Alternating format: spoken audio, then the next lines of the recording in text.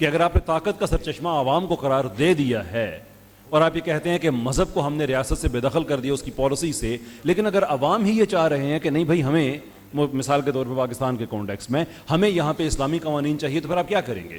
دو ہی option ہیں، یا secularism کو ختم کرنا پڑے گا یا جمہوریت کو ختم کرنا پڑے گا. دونوں چیزیں اکٹھی تو نہیں چل سکتی. اور پاکستان میں تو جتنے بھی سروے ہوتے ہیں 97% تک کی تعداد گئی ہے کہ جو لوگوں نے کہا کہ ہمیں پاکستان میں شریعت چاہیے.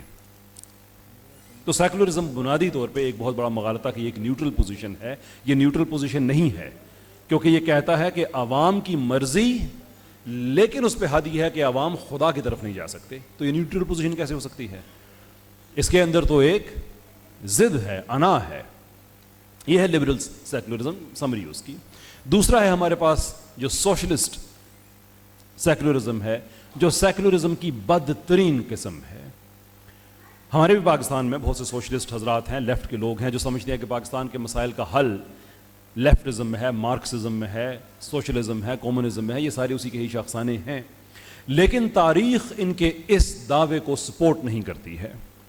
مثال کے طور پہ 1917 میں دنیا میں پہلی بار ایک مارکسسٹ گورنمنٹ آئی. اس سے پہلے دنیا میں کبھی مارکسسٹ گورنمنٹ نہیں تھی.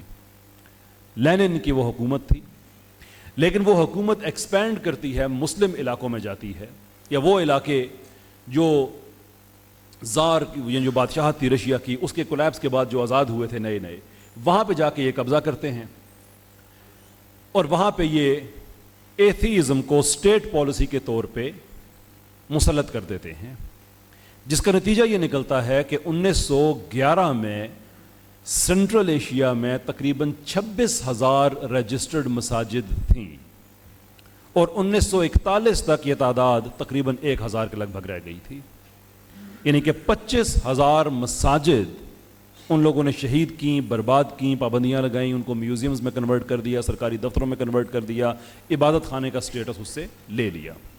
اور جو چرچوں کی تعداد ہے وہ تقریباً 50,000 کے لگ بھگ ہے، لیکن وہ 1941 کے بعد بھی سلسلہ جاری رہا ان کو ختم کرنے کا. لیگ آف ملیٹنٹ ایتھیسٹ 1925 میں بنی ہے، ایک روتھ لیس تحریک کہ جو مسجدوں اور چرچوں پہ جا کے قبضے کرتے تھے، قتل عام کرتے تھے. 1929 میں لاز آف ریلیجس ایفیلیشن بنتے ہیں، جس میں سوویتس اسلامی ممالک جن پہ انہوں نے قبضہ کیا، اب یہ سیکولر ہیں، یہ بات ذہن میں رکھیں، انہوں نے مسلمان علماء کو اور مدارس کو یہ بتایا کہ اسلام کیا ہوتا ہے، یہ ہم آپ کو بتائیں گے اور آپ وہی پڑھائیں گے. اس کے علاوہ اگر کسی نے اسلام پڑھایا تو اس کی سزائیں ہیں. وہ سزائیں کیا تھیں؟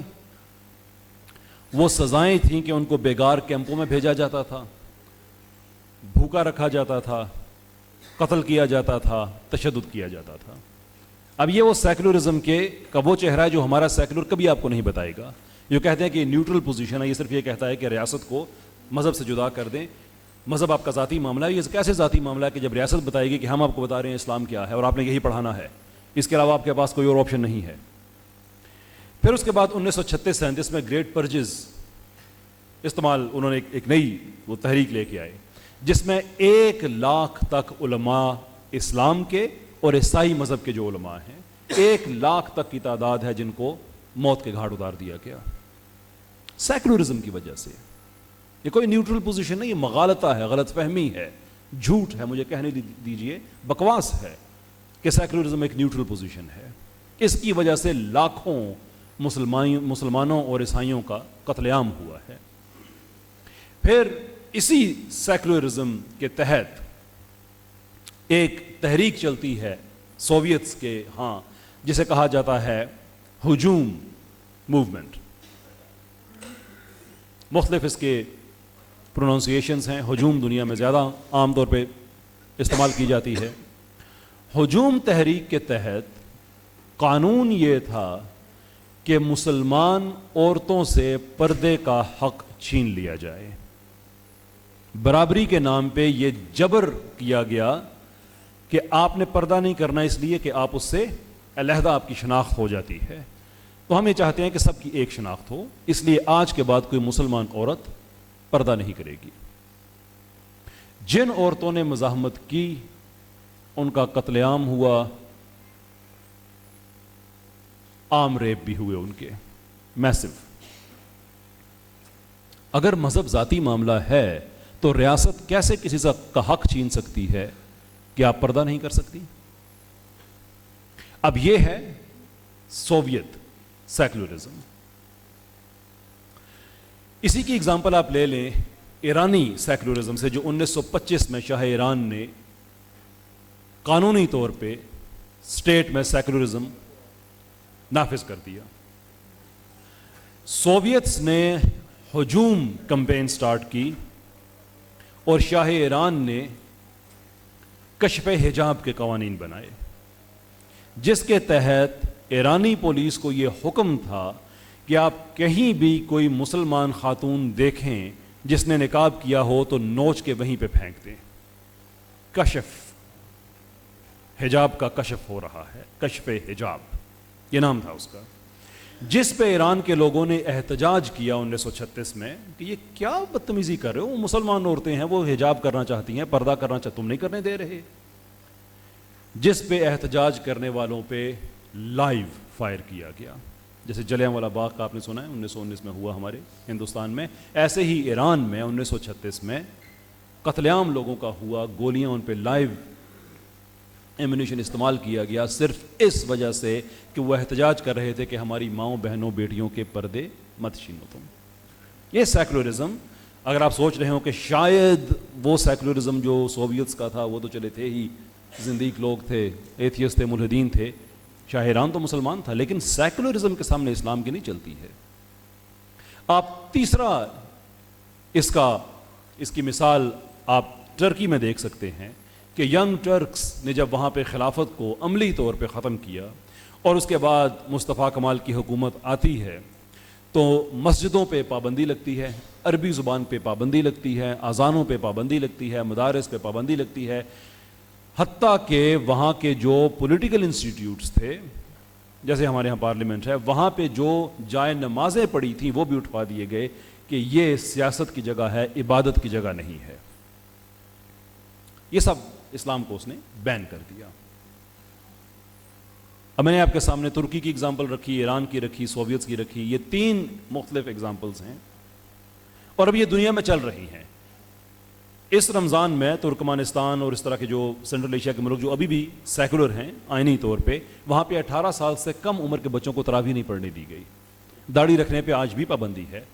جنوری 2025 میں ایک قانون بنا ہے ابھی غالباً ترکمانستان میں کہ اگین پبلک اسپیسز میں آپ حجاب نہیں کریں گی جو خواتین ہیں۔ کہ ہمارے ہاں جو مغالطہ دیا جاتا ہے کہ دیکھو جتنے سیکولر ملک ہیں انہوں نے ترقی کر لی ہے تو ہمیں بھی سیکولر ہونا ضروری ہے کیونکہ اس سے آپ کی مذہبی آزادیاں ہیں۔ انہوں نے بتاتے ہیں کہ سیکولر ملکوں نے اگر ترقی کرنی ہو، اگر سیکولرزم ہی ترقی کی، یہ دوسرا مغالطہ ہے بہت بڑا کہ سیکولرزم سے ترقی ہوتی ہے، کہ اگر سیکولرزم سے ہی ترقی ہو تو دنیا کے غریب ترین ممالک کی فہرست میں آتا ہے Burundi secular, Zimbabwe secular, North Korea socialist secular, South America بھرا پڑا ہے جہاں پہ غربت گلیوں میں رقص کر رہی ہے۔ بھائی اگر سیکولرزم ہی ترقی کی وجہ ہو تو پھر جتنے ملک سیکولر ہیں سارے ہی ترقی کریں۔ اچھا مزے کی بات، یہ سلمان آصف صاحب کے لیے بڑے مزے کی بات ہوگی کیونکہ یہ نوجوان طبقے سے بات کرتے رہتے ہیں، وہ کہتے ہیں دیکھیں آذربائیجان سیکولر ہے، کتنی ترقی کی ہے اس نے۔ واقعی آذربائیجان نے سینٹرل ایشیا میں بڑی ترقی کی ہے، اس میں کوئی شک نہیں ہے۔ تو بھائی ترکمانستان بھی تو وہیں پہ ہے نا، وہ بھی سیکولر ہے۔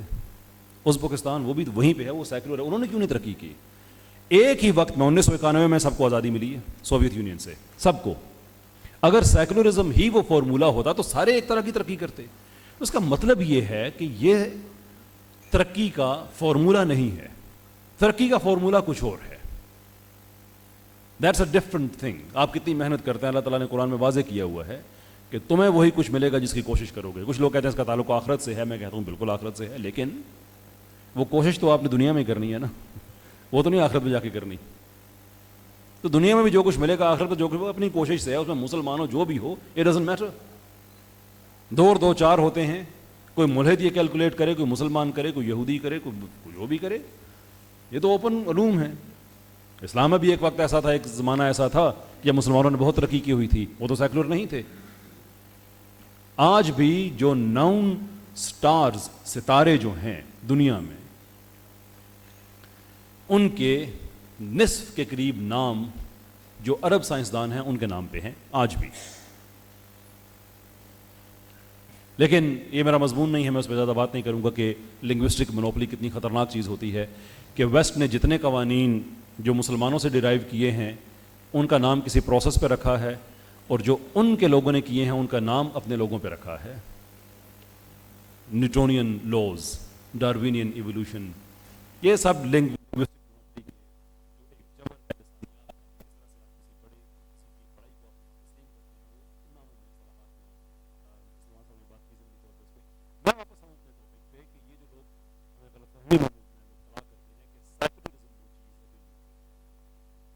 دو چیزیں جس سے یہ چیز دنیا میں دو ہائپوتھیسز یہ پیرالل چلی. ایک کا نام ہے سیکولرائزیشن ہائپوتھیسز اور دوسرے کا نام ہے لبرل انٹرنیشنل تھیوری. سوویتس نے اپنی بنائی لیکن وہ اتنی نہیں چل سکی, لبرلز والی زیادہ چلی. یہ 1944 میں بریٹن ووڈ سسٹم بنایا گیا, دوسری جنگ عظیم بالکل اختتامی مراحل میں تھی, کہ اب دنیا پہ ہم نے قبضہ کرنا ہے تو اس کا نیا طریقہ کیا ہو سکتا ہے. تو بریٹن ووڈ سسٹم کے تحت دنیا میں ادارے بنائے گئے. ان کا پہلا بڑا ادارہ تھا IMF اور دوسرا بڑا ادارہ تھا دی ورلڈ بینک, جو دنیا میں آج بھی کسی بھی ملک کی معیشت کو اپنے قبضے میں رکھتے ہیں. کیونکہ جب آپ نے کسی ملک کی معیشت پہ قبضہ کر لیا ہے تو آپ نے اس کی داخلہ اور خارجہ پالیسی پہ قبضہ کر لیا, وہ پھر آزاد نہیں ہے اپنے معاملات میں. یہ پاکستان میں دیکھ لیں, غزہ کے لیے دو باتیں نہیں کر سکتے, تعزیت نہیں کر سکتے, خط نہیں لکھ سکتے, معیشت آزاد نہیں ہے. تو یہ 1944 میں جو بریٹن ووڈ سسٹم امریکہ نے دیا, جو 70s تک رہا, بعد میں وہ سسٹم ٹوٹا لیکن اس کے اثرات اپنی جگہ پہ آج بھی موجود ہیں. اس کا براہ راست تعلق لبرل انٹرنیشنل تھیوری سے ہے. اس پہ جان مرشائمر نے بہت کام کیا ہے, میں ہائیلی ریکمینڈ کروں گا. لبرل ہیجیمنی کتاب ہے, آپ وہ پڑھیں, ان کے یوٹیوب پہ آپ کو لیکچرز ملیں گے. کہ آئیڈیا یہ تھا کہ لبرلزم کو دنیا میں اگر ہم نافذ کر دیتے ہیں تو دنیا سے جنگیں ختم ہو جائیں گی. یہ ہے اس کی مفروضہ. اس کی کوئی دلیل نہیں ہے ہمارے پاس, لیکن بہرحال ایک مفروضہ تھا. تو پھر کریں کیا؟ وہ کریں یہ کہ ساری دنیا کو لبرل کر دیا جائے. یاد رکھیں, لبرل انٹرنیشنل آرڈر, یہ اس تھیوری کا نام ہے. تو اس کا طریقہ کار یہ ہے کہ دنیا کو ایک مرتبہ فردن فردن توڑا جائے حصوں میں, اور پھر دوبارہ سے اس کو ری بلڈ کیا جائے لبرلزم کے امیج میں. اب آپ کو یہاں سے کئی چیزیں آپ کی آنکھوں کے سامنے آ گئی ہوں گی کہ جب بھی دنیا میں جنگ مسلط کی جاتی ہے اس کے بعد ری بلڈنگ کا ایک بڑا پروجیکٹ سٹارٹ ہوتا ہے, 15 سال 20 سال, جس میں امریکن ادارے جاتے ہیں, برطانیہ کے, فرانس کے ادارے, لبرل ادارے جاتے ہیں, نئی بینکنگ پالیسی وہ بناتے ہیں, نئی اکانومی وہ سیٹ اپ کرتے ہیں. وہ عراق ہو, افغانستان ہو, ویتنام کے کسی بھی آپ دیکھ لیں کہ ان کا طریقہ کار ہے کہ ایک دفعہ جنگ کراؤ, اس کو توڑو, اس کی پھر از سر نو تعمیر کرو, لیکن وہ تعمیر ہونی چاہیے آن دی آف لبرلزم. دوسرا جو میں نے عرض کیا کہ دی سیکولرائزیشن ہائپوتھیسز, اس کے بہت بڑے پرپوننٹ, ابھی 2017 میں ان کی ڈیتھ ہوئی ہے, Peter Burger. He was an amazing man, بہت ہی قابل آدمی تھے. میں ان کی اتنی عزت اس لیے کرتا ہوں کہ وہ اپنی جوانی کے زمانے میں سیکولرائزیشن ہائپوتھیسز کے بہت بڑے حامی تھے, بہت بڑے حامی تھے. وہ سمجھتے تھے کہ ساری دنیا سیکولر ہونی چاہیے. اب یہ بات ذہن میں رکھیں کہ ہم بات کیا کر رہے ہیں ان مغالطوں کی, کہ لوگ کہتے ہیں کہ سیکولرزم ایک بنیادی طور پہ نیوٹرل پوزیشن ہے, لیکن یہ نیوٹرل پوزیشن نہیں ہے. جو سیکولرائزیشن ہائپوتھیسز, یاد رکھیں کہ سیکولرزم اور سیکولرائزیشن میں فرق ہوتا ہے. سیکولرزم اگر کسی ملک کو اپنے لیے اچھا لگتا ہے تو ہمیں کوئی مسئلہ نہیں ہے بھائی, ہم تو لکم دینکم ولی دین والے معاملے کے لوگ ہیں نا. آپ کو اچھا لگتا ہے سیکولرزم, رہیں, کوئی مسئلہ نہیں ہے, رکھیں اسے. لیکن سیکولرائزیشن کا مطلب ہوتا ہے کہ ایک ایسا ملک جو سیکولر نہیں ہے لیکن اس کو سیکولر کیا جا رہا ہے, جیسے کہ پاکستان. تو جو سیکولرائزیشن ہائپوتھسس ہے وہ یہ تھا کہ دنیا میں آپ سائنس، ٹیکنالوجی، جدیدیت اس کو عام کر کے مذہب کو لوگوں کی زندگی سے نکالیں آہستہ آہستہ، اور پھر ایک وقت آئے گا کہ ساری دنیا سیکولر ہو جائے گی. جب ساری دنیا سیکولر ہو جائے گی تو اس کے ساتھ ہی دوسری تھیوری چل رہی ہے لبرل انٹرنیشنل آرڈر، کہ وہ سیکولر ہونے کے ساتھ سوشلسٹ نہیں ہوگی بلکہ لبرل سیکولرزم کی طرف جائے گی. اس کے اوپر اربوں ڈالر خرچ ہوئے ہیں، اس کے اوپر یونیورسٹیز بنی ہیں، اکیڈیمیا میں تھیسز لکھے گئے ہیں، ٹیچرز بنے ہیں، سارا کچھ. لیکن پیٹر برگر اپنی زندگی کے اواخر میں اینڈ آف ہز لائف وہ سیکولرائزیشن ہائپوتھسس کے مخالف ہو گئے تھے، اس بنیاد پہ کہ آپ ٹیکنالوجی اور جدیدیت کی وجہ سے دنیا سے مذہب ختم نہیں کر سکتے ہیں. وہ کہتے تھے کہ دنیا میں اس وقت 86% لوگ کسی نہ کسی مذہب کو مانتے ہیں. ہم نے اربوں ڈالر پھونک دیے ہیں لوگوں کو مذہب سے دور کرنے کے لیے، لیکن مذہب سے دور لوگوں کو نہیں کیا جا سکتا. And he was so right. وہ اتنے ٹھیک تھے کہ وہ لبرلزم جس کی باتیں ویسٹ میں کی جاتی تھیں، liberal international order system, U S aid جو 45 ارب ڈالر دنیا کو دیا کرتی تھی، پاکستانی میڈیا کو $50 ملین رشیا ٹوڈے کے مطابق انہوں نے دیا کہ یہاں پہ بھی آپ سیکولرزم، ایتھیزم، فیمنزم ان چیزوں کو عام کریں. لیکن اس کے باوجود لبرلزم اپنے ہی گھر میں بے گھر ہو گیا. اب یہ آخری 2-3 منٹ ہیں، بڑے اہم ہیں، میں چاہوں گا کہ آپ مجھے توجہ اپنی عنایت کریں، اس لیے کہ ہم دنیا کے ایک عجیب مقام پہ پہنچ گئے ہیں کہ ہم وہ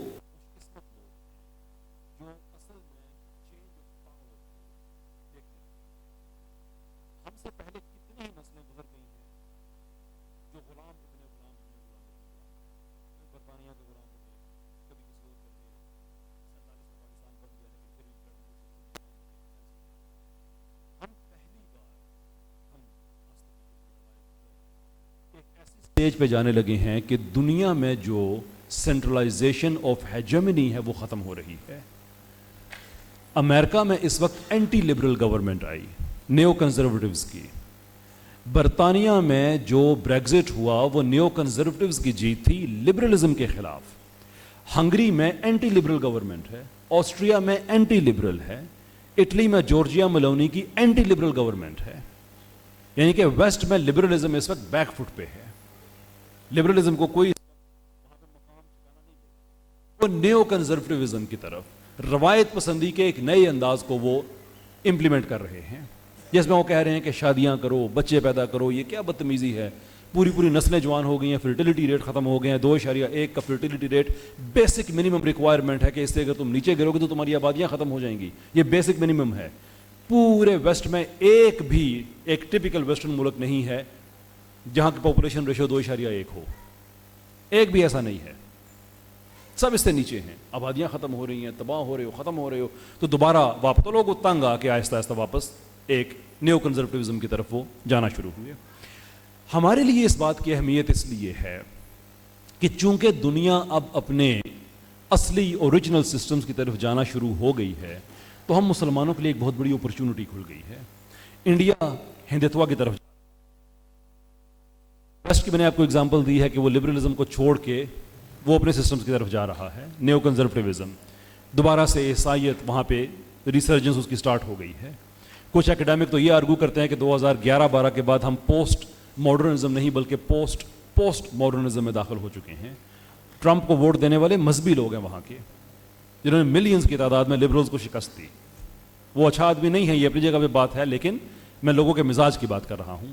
تو چونکہ دنیا اپنے اوریجنل سسٹمز کی طرف جا رہی ہے تو ہم مسلمانوں کے پاس یہ اپرچونٹی ہے کہ ہم بھی بجائے اس کے کہ فٹ بال بنے رہیں، کبھی سوویتس کے اور کبھی لبرلز کے، کبھی وہ ٹھوکر مارے، کبھی وہ، کبھی امریکہ ہمارا مائی باپ ہے، کبھی رشیا ہمارا مائی باپ ہے. ہمارے پاس یہ اپرچونٹی آئی ہے کہ ہم ایک ری بلڈنگ کا پروجیکٹ جو میری ایسٹیمیشن میں 30 سے 40 سال جس میں لگتے ہیں کہ ہم جو اسلام کا سیاسی، اقتصادی، معاشی، معاشرتی نظام ہے ہم بھی اس کی طرف پلٹ جائیں. وہ ہم سے پہلوں کے پاس یہ اپرچونٹی نہیں تھی، ہمارے پاس ہے. جو ٹرمپ کی ڈی اسکیلنگ کی پالیسی ہے وہ یہ ہے کہ دوسرے ملکوں میں، یہ اسرائیل کے والے معاملے میں تو پھنسا ہوا ہے، اس کے اسرائیل کے پاس کیا اس کے راز ہیں، وہ بیچارہ اس میں پھنسا ہوا، وہ نہیں کر سکتا، غزہ والے معاملے میں بیک آف نہیں کر رہا. لیکن باقی معاملات میں دیکھیں، پاکستان میں میڈیا کی فنڈنگ اس نے بند کر دی ہے. پاکستان میں ٹرانسجینڈرزم کی فنڈنگ اس نے بند کر دی ہے، باقی دنیا میں بند کر رہا ہے. $45 ارب سال کے دیا کرتے تھے یو ایس، سب کی فنڈنگ اس نے بند کر دی. تو ہمارے پاس ایک اپرچونٹی ایسی آئی ہے کہ اب ہم زندگی میں پہلی بار سنجیدگی سے سوچ سکتے ہیں کہ ہمارا اپنا سیاسی نظام، ہمارا اپنا معاشرتی نظام، آئلی نظام، سیکولرزم کو چھوڑ کے ہم اس کی طرف جائیں. میرے پاس 2 منٹ ہیں اینڈ میں صرف ایک بات کہوں گا آپ کی حوصلہ افزائی کے لیے کہ دیکھیں پاکستان کا جو سیکولر ہے عددی اعتبار سے کم ہے، اس میں کوئی شک نہیں ہے، لیکن ریسورسفل ہے کہ میڈیا اس کے پاس ہے، پارلیمنٹ میں لوگ اس کے پاس بیٹھے ہوئے ہیں اینڈ سو فورتھ. لیکن ہم نے 2 طرح کے سیکولرزم کو ڈسکس کیا ہے، لبرل اور سوویتس. میں اینڈ میں دونوں کا شیئر کر دیتا ہوں کہ یہ سیکولرز کے ساتھ کرتے کیا ہیں. میں نے ایک ٹرم آگے آپ کے سامنے استعمال کی، دی ینگ ٹرکس، کہ وہ لوگ جنہوں نے ترکی میں پریکٹیکلی خلافت عثمانیہ، وہ مسلمان تھے، ختم کر کے مصطفیٰ کمال کو وہ لے کے آئے. سوویت یونین میں یہی کام کیا تھا ایک جماعت نے جو اپنے آپ کو جدید کہتے تھے، اردو والا جدید وہی اس زبان میں بھی اس کا وہی مطلب ہے، ان کی لوکل زبانوں میں بھی، اور ساتھ خود کو ینگ بخارنز کہتے تھے. آپ کو یاد ہے میں نے بتایا تھا کہ گریٹ پرچیز میں 1936-37 میں تقریباً 1 لاکھ تک لوگوں کو موت کے گھاٹ اتارا گیا. ان میں سے اکثریت ینگ بخارنز کی تھی جو سوویتس کو اپنے ملکوں کے اپنے اسلامی نظام کے خلاف جنہوں نے اکوموڈیٹ کیا تھا، ان کے لیے سہولت کاری کی تھی. انہی سوویتس نے آ کے ان کا قتل عام کیا. تو تم اپنے لوگوں کے ساتھ اگر فیئر نہیں ہو تو ہمیں کیا غلط فہمی ہوگی؟ اڑا کے رکھ دیے سارے. یہ سوویتس نے کیا. لبرلز، آپ کو کابل کا ایئرپورٹ یاد ہوگا جو سمبولک ہے. 20 سال افغانستان کے لبرلز کو استعمال کرنے کے بعد اڑتے ہوئے جہازوں سے ان کو گرا کے گئے. یہ منظر آپ نے دیکھے ہوئے ہیں 2021-22 کے وہ ویڈیوز، 21 کے میرے خیال میں ویڈیوز دنیا میں بہت وائرل ہوئے تھے کہ جہاز سے گرتے ہوئے لوگ. بھائی آپ گاڑی موٹر سائیکل چلاتے ہوئے ایک دفعہ دیکھتے ہیں کہ کسی بلی کا بچہ تو سامنے نہیں ہے یا پیچھے نہیں ہے، وہ میرے ٹائر کے نیچے نہ آ جائے. ان ظالموں نے انسان کے بچوں کے لیے بھی یہ نہیں سوچا کہ ٹھیک ہے جتنا عرصہ تمہیں استعمال کرنا تھا وہ کر لیا، فارغ. تو یہ جو ہمارا سیکولر ہے نا دیسی، یہ پتہ نہیں کس غلط فہمی میں ہے کہ وہ پاکستان کے، ان کو کوئزلنگ کہا جاتا ہے پیار سے. کوئزلنگ کا میرے پاس میرا وقت ختم ہو گیا، میں اس کی تفصیل میں نہیں جاؤں گا. ضمنی طور پہ میں عرض کروں کہ ایک اسکینڈینیوین جرنیل تھا جس نے نازیز کے ساتھ مل کر بغاوت کی تھی اپنے ملک کے ساتھ، اور وہاں سے کوئزلنگ ایک اصطلاح بن گئی اس کے نام سے کہ وہ لوگ جو اپنے لوگوں سے بے وفائی کر کے کسی اور کے لیے سہولت کاری کرتا ہے اس کو کوئزلنگ کہا جاتا ہے. تو ہمارے جو دیسی کوئزلنگز ہیں ان کو ینگ بخارنز یاد ہونے چاہیے، ان کو کابل کا ایئرپورٹ یاد ہونا چاہیے. ان کے سر سے جس دن انہوں نے ہاتھ اٹھا لیا، جو کہ اٹھا لیا ہے، یہ فکری طور پہ یتیم ہیں.